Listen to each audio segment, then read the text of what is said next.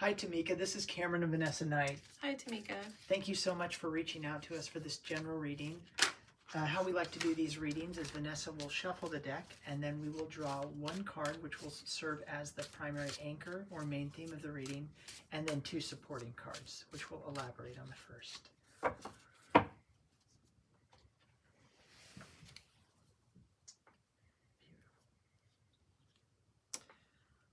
Oh, beautiful card. It's the Ace of Swords. The Ace of Swords is a lovely card. Aces are the card of beginnings and new endeavors. The sword is a symbol of air, which is centered on the symbol of the mind. And so this card is encouraging a new framework of thinking going out in the coming weeks and even in the coming months. So it's encouraging you to really start focusing not only inwardly but upwardly on the realm of endeavors that are going to enrich your inner world. So this card does not speak mainly of things that are tangible or in our outer environment, but rather the invisible work that bolsters us and strengthens us for life itself. So it's a bit of a thankless project. These inner projects can seem a little thankless sometimes because nobody knows we're doing them, and they require a tremendous amount of effort. But fortunately, a lot of that effort is really just in the receptivity and in the openness of the act itself. So it's mainly a faith-bound work, which is a comfort considering its internal nature. I'm also getting that Spirit is calling upon you right now to become conscious, that maybe this is something that you've been receiving transmissions regarding, that you need to just take control of your mind, take control of your thoughts, and maybe you've been practicing this already. But in the coming year, I think this is going to be a real breaking point for you in a good way. And you'll find that you can manage your outer world better if you can organize your inner world. Beautifully said. And also keep in mind that that hand that you're seeing symbolically in the card is not your hand, but rather it's symbolic of heaven's hand, so to speak. So it will be guiding you and directing you in this process. It tells the reader or the recipient that they are not going to be alone in this endeavor, despite the singularity of this project. And to support that, I have the Four of Pentacles. The Four of Pentacles is an interesting card because it's a card of somebody that has achieved. They have done everything essentially correct that they've needed to do in order to arrive at this culmination of effort, which is represented in the Pentacles, the sign of spiritual and physical success united. The problem this person is having, though, is they've worked so hard to attain this end that now they are in a state of jealously guarding that which they have. They can't let it go. And also they don't know really how to let it go because they've achieved, now they have to switch their whole mode of being into one now of sharing and openness and almost, you could say, expenditure.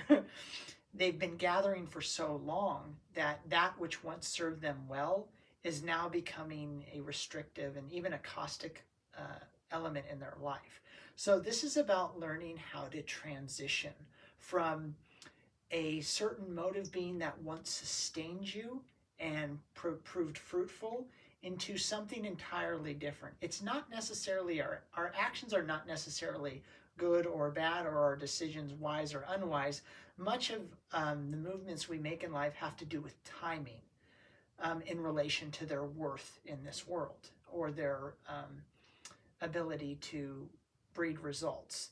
And so to me, this card is telling you that whatever you were once doing that proved successful and that was adopted by you in order to adapt is now going to need to be relinquished and changed for a new magic, so to speak, a new formula.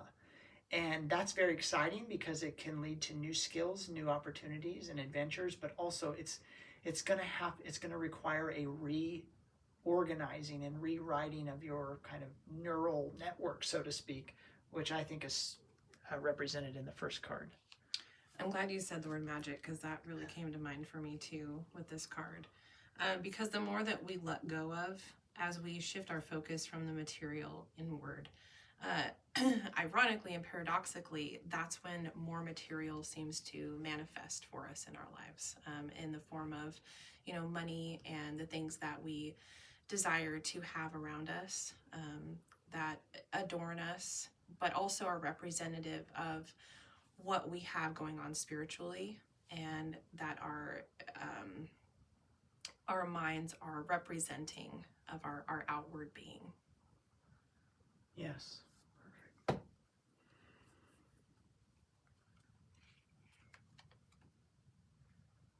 the Knight of Pentacles.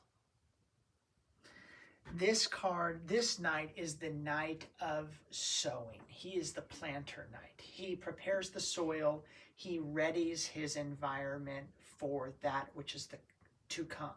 So he's not necessarily the reaping knight, although that is eventually, to come down the line.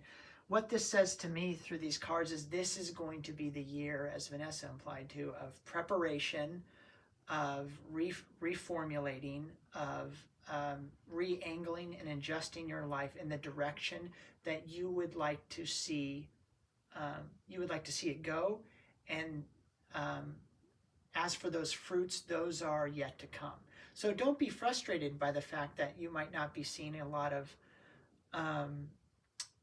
fruits of your labor this year, but just take pleasure in the new beginnings of it all. One of the things Vanessa and I like to talk about is I love beginnings. They're so fun, and they're so exciting, and there's so much magic and inspiration and unknown to be had in it. But if you're trying to count the cost of it during that time, it's not going to look, it could be frustrating. Although that perspective is simply in the eye of the beholder. It can be a very fun time. So I'm excited for you and for this reading. It looks like a time of a lot of reorganization mentally and laying the foundation for new experiences to come.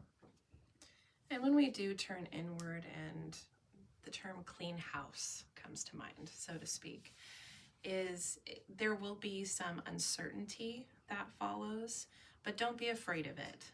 That just is what I'm sensing, to really trust your inner instincts and to let go of material possessions or something that seems to be captivating your attention, that's creating a type of resistance, in order for your mind and spirit to really develop and grow and push through these new obstacles that are to come, for your growth and potential moving forward. Yes. Sometimes one of the best ways we can find an anchor point in our mind to give us strength and to bring us back to center is through a single word. And to help you in that regard, I have this oracle deck that does a very good job at this. It offers a single word that can be used to not only pull the reading together, but offer you particular guidance, even outside of this reading, for what would serve you best to focus on.